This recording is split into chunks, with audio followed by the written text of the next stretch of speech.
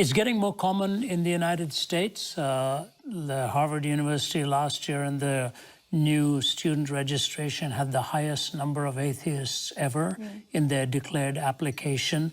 It is fascinating, you know, when you think about, Rachel, that while those who have lived with atheistic countries are now finding out it simply doesn't work, here we have lived with theistic assumptions and we are trying to go away from it.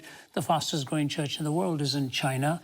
And I remember one of the professors from one of the leading universities in China sitting at my office in Atlanta telling me that a Chinese communist professor looked at him one day and said, "Stop criticizing communism." He said to this other professor, he said, "It is only because of communism that you have an audience here so ready to listen to you about the existence of God, because they have found out how communism has dehumanized and betrayed the very essence and value of human life. So stop criticizing it.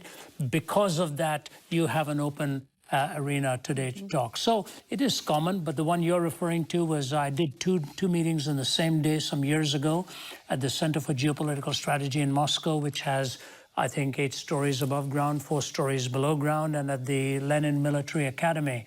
And they were all atheists. All of the faculty were atheists, every one of them. And all but one in the audience of the academy, I remembered being atheist as well. The one was proclaiming himself a Christian, a wonderful man. But yes, having that forum there, and now when we go, the openness that we have amongst them is quite remarkable. It's very difficult, though. As the head of the department, of all of the departments in Center for Geopolitical Strategy said to me as we were walking away, and they had calmed down.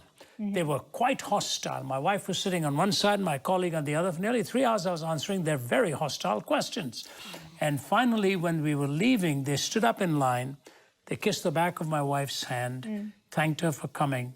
And then the man who headed it all up looked at me and said, "Mr. Zacharias, thank you for coming here and defending theism. I want you to know I believe what you are telling us is the truth. But it is very difficult to change after 70 years of believing a lie."